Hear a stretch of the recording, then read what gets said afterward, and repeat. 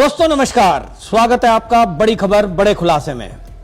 दोस्तों, बिहार के आरजेडी नेता तेजस्वी यादव ने वक्फ बोर्ड को लेकर ऐसा बयान दे दिया जिसके कारण भारतीय जनता पार्टी अग्रेसिव होकर उसका विरोध कर रही है।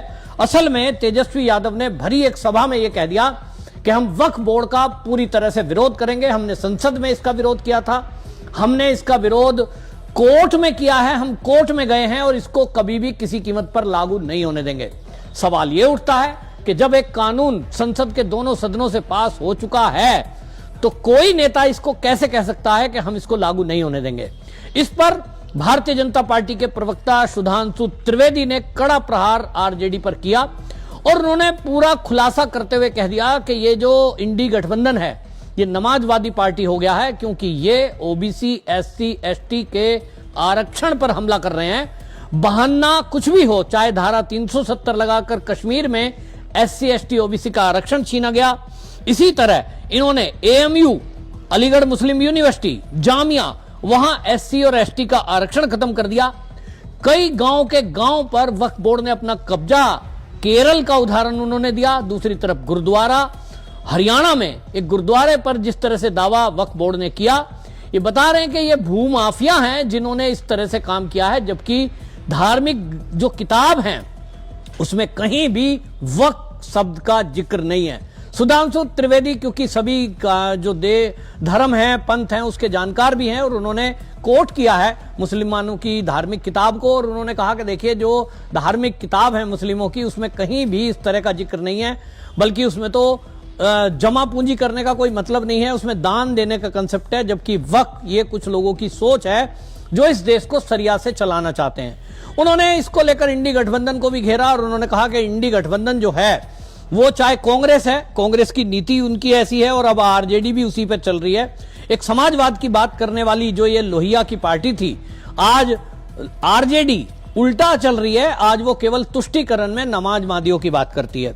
उन्होंने इसको लेकर के क्या कहा है, पहले आप सुनिए। बहुत दुख की बात है कि कल पटना के उसी गांधी मैदान में जहां आपातकाल के दौरान संविधान की रक्षा और संविधान के सम्मान के लिए जान की परवाह किए बगैर लाखों लोग एकत्र हुए थे, वहां एक ऐसी रैली हुई जिसके की बारे में इंडी गठबंधन के बिहार के नेता तेजस्वी यादव ने कहा कि हम संसद से पारित एक कानून को कूड़ेदान में फेंक देंगे। यह बहुत गंभीर विषय है। उन्होंने वक्फ बोर्ड के कानून के लिए कहा कि हम इसको कूड़ेदान में फेंक देंगे, जबकि वो भारत की संसद के दोनों सदनों से पारित है, कोर्ट में विचाराधीन है।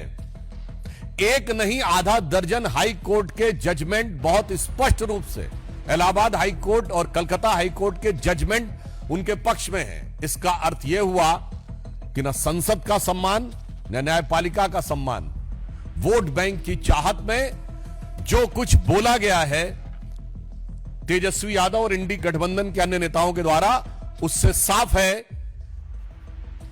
कि यह संविधान को कूड़ेदान में फेंकने की 50 साल पुरानी मानसिकता से बाहर नहीं आ पा रहे हैं। ये समाजवादी कवि थे, उन्होंने लिखा था, काजू भुना है प्लेट में विस्की गिलास में, उतरा है राम राज्यों विधायक निवास में। काजू भुना है प्लेट में विस्की गिलास में, उतरा है राम राज्यों विधायक निवास में। और आगे उनके शब्द हैं, पक्के समाजवादी हैं तस्कर हो या डकैत। ये मेरे शब्द नहीं है, ये आदम गोंडवी जी के शब्द हैं। पक्के समाजवादी हैं तस्कर हो या डकैत, कितना असर है खादी के उजले लिबास में। मगर आज जो बिहार में हुआ है उसको देखकर मेरे मन में भाव आता, तो मैं एक पंक्ति इसके आगे अपने मन से इसको समर्पित करते हुए कहना चाहूंगा कि पक्के नमाजवादी हैं राजद हो या कांग्रेस, पक्के नमाजवादी हैं राजद हो या कांग्रेस, कितनी तड़प है कठमुल्ला वोटों की प्यास में। तो इसलिए मैं बहुत पीड़ा के साथ और मैं बिहार की प्रबुद्ध जनता का आह्वान करता हूं कि उसके सामने दो रास्ते हैं, राष्ट्रवाद और समाजवाद। अब वास्तविक समाजवाद के रास्ते पर चलती हुई भाजपा और जदयू और कठमुल्लापन वाले नमाजवाद के रास्ते पर चलती हुई इंडी गठबंधन, जो सरकार में आने पर पिछले दरवाजे से शरिया लागू करने के लिए कोशिश करेगी और एक तरफ हमारी सरकार जो बाबा साहब के संविधान की रक्षा करने के लिए कृत संकल्पित रहेगी। वक्फ बोर्ड के जिन प्रावधानों के विरुद्ध इंडी गठबंधन के नेता बार बार बोल रहे हैं, क्या वो प्रावधान सऊदी अरब में लागू है जो इस्लाम की जन्मस्थली है? नहीं।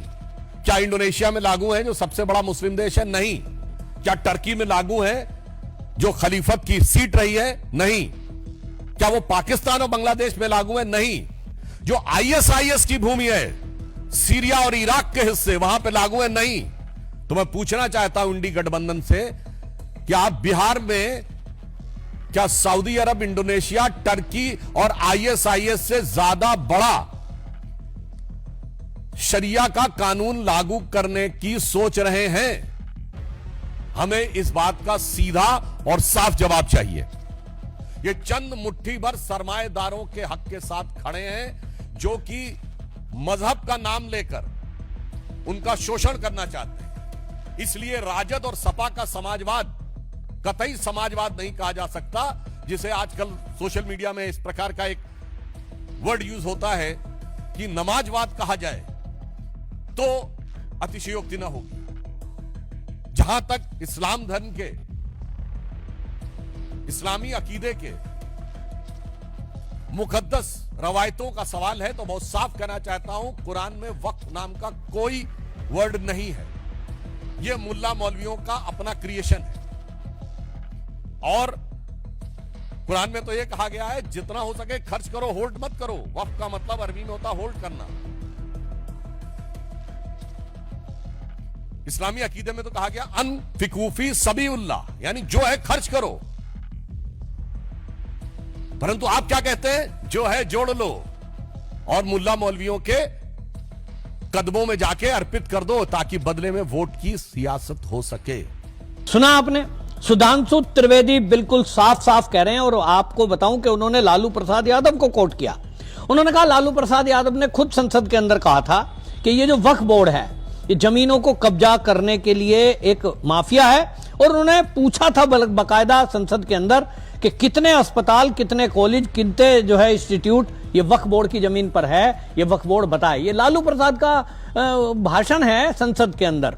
आज उन्हीं का बेटा तेजस्वी यादव वोट लेने के लिए, सत्ता पाने के लिए इस तरह से लोगों को भड़का रहा है। ये पहली बार नहीं है। आप समाजवादी पार्टी की बात देखिए, उत्तर प्रदेश में उनका MY समीकरण चलता है और MY समीकरण ही बिहार में लालू प्रसाद यादव का एजेंडा है। M माने मुस्लिम और Y माने यादव। इनको लगता है कि इन दो जो वोट बैंक है इसके जरिए हम सत्ता तक पहुंच सकते हैं। तो एक तो जाति में लोगों को लड़ाना, बांटना, ये आप देख ही रहे हैं। उत्तर प्रदेश का अभी हाल ही का आपने उदाहरण देखा। एक परिवार में एक कथावाचक जाता है, वहां की महिला से छेड़छाड़ करता है।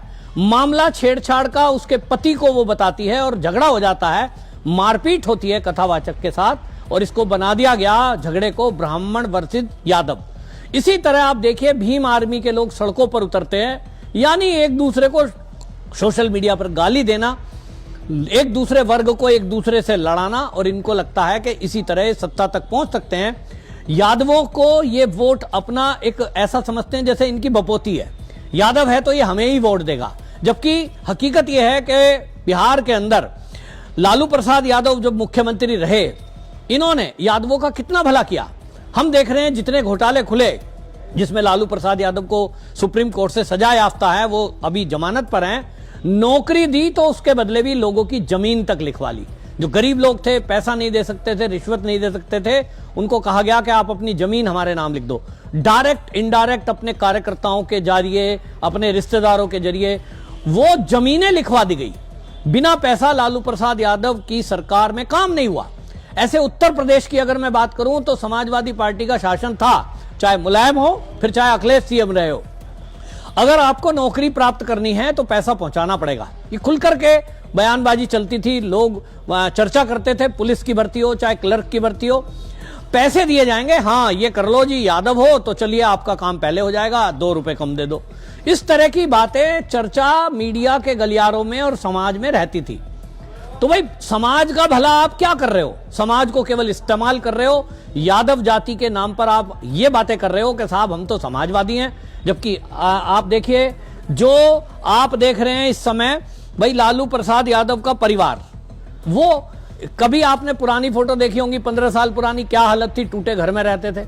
आज राजा महाराजाओं की तरह रह रहे हैं, बच्चे विदेश में पढ़ाए जा रहे हैं, उनका ऐशो आराम की सुविधा देख लीजिए और अपने ही बच्चे को सत्ता सौंप रहे हैं। तो एक परिवारवादी पार्टी जिस तरह से जाति के नाम पर लोगों को लड़ाकर, धमकाकर और एक फूट डालकर सत्ता में आने का ये जो प्रयोग करती है, इसको लोगों को समझना होगा। मुसलमानों का हितैषी बनने की जो होड़ है वो पूरे इंडी गठबंधन में है, चाहे वो टीएमसी हो। आपने देखा टीएमसी पूरा एक ही एजेंडा है उनका कि किस तरह से घुसपैठिए, रोहिंग्या, बांग्लादेशी जो आ रहे हैं उनकी मदद करो ताकि मुस्लिम उनसे खुश हो जाए।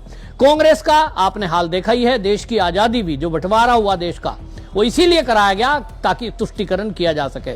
तो इसलिए इनका एक सूत्री कार्यक्रम है तुष्टीकरण, और तुष्टीकरण में मुस्लिम तुष्टीकरण, और उसी के बिहाफ पर ये लोगों को भड़काने का काम कर रहे हैं।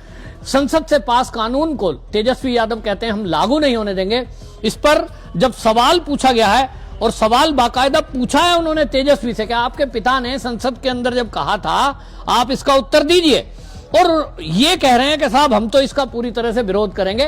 तो कहीं ना कहीं बीजेपी ने, सुधांशु त्रिवेदी ने यह सवाल किया है कि भाई आप जो इस देश को क्या सरिया से चलाना चाहते हो, इस देश में सरिया कानून लागू करना चाहते हो, ये बड़ा सवाल पूछा है। लेकिन मुझे लगता है सुधांशु त्रिवेदी के सवाल का उत्तर तेजस्वी यादव देने वाले नहीं है, क्योंकि उनको लगता है कि सवाल जवाब इनके बस का नहीं है। इनको एक सूत्री कार्यक्रम चलाना है तुष्टीकरण। वोटर लिस्ट पर भी तेजस्वी यादव ने सवाल उठाया है। सोचिए 2011 के बाद से बिहार में कोई भी सूची का पुनरीक्षण नहीं हुआ, पुनरीक्षण नहीं हुआ है, तो उसमें कितने ही लोग एक्सपायर कर गए, कितने ही बच्चे जो जवान हुए हैं वो ऐड नहीं हो पा रहे हैं, और कितने ही लाखों की संख्या में घुसपैठिए, क्योंकि बॉर्डर लगता है बिहार का वेस्ट बंगाल से, वेस्ट बंगाल में घुसे और फिर वो बिहार में आ गए, बिहार में वोटर लिस्ट में नाम ऐड हो गया। तो फिर जब ये शिकायत पहुंच रही है चुनाव आयोग के पास, और चुनाव आयोग टाइम टू टाइम पुनरीक्षण करता है, और ये पहली बार नहीं है। भारतीय जनता पार्टी की 2014 से केंद्र में सरकार आई है, उसके पहले 6 बार वोटर लिस्ट का पुनरीक्षण या वोटर लिस्ट नई प्रकार से घर घर जाकर सर्वे कराकर बनाई गई है। लेकिन मोदी क्यों कर रहा है? बस विरोध इसका है। और इनको डर क्या है? डर यह है कि यदि लिस्ट दोबारा बनी, चुनाव की सूची दोबारा बनी, तो जो फर्जी वोटर इन्होंने इसमें ऐड कर रखे हैं, जिसमें बड़ी संख्या में घुसपैठिए और बांग्लादेशी हैं, कहीं ना कहीं उनकी वोट कट जाएगी, और वोट कट जाएगी तो इनका वोट बैंक कट जाएगा। और इसीलिए बस विरोध करना है। वक्त का विरोध इसलिए करना है कि लूट की छूट जो जमीनों की इनकी सरकारों में दी गई, वो लूट की छूट बंद होने वाली है। सरकारी भूमि कब्जाई हुई वो वापस करनी पड़ेगी। तो कुल मिलाकर के लोगों को भड़का कर सत्ता में जाने का रास्ता ये तेजस्वी यादव देख रहे हैं। जबकि बिहार की जनता से अगर बात करें, मेरी कई लोगों से बात हुई है, वो कहते हैं कि इस बार इनकी ताल गलनी नहीं है, क्योंकि बिहार अब विकास के रास्ते पर चल रहा है, लॉ एंड ऑर्डर की सिचुएशन कंट्रोल में है। जबकि लालू प्रसाद यादव जाने जाते थे जंगल राज के लिए, तो बिहार के लोग जंगल राज वापस नहीं लाने देंगे।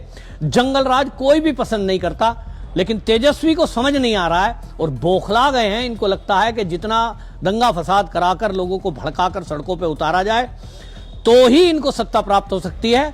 तो इनके मंसूबे कभी कामयाब नहीं होंगे। ये चुनाव आयोग की लिस्ट पर सवाल उठाएं, चुनाव आयोग के फैसले पर सवाल उठाएं, ये इंडी गठबंधन की आदत बन गई है। आपकी इस मुद्दे पर क्या राय है? कमेंट में जरूर लिखिए, वीडियो को शेयर करिए। वंदे मातरम।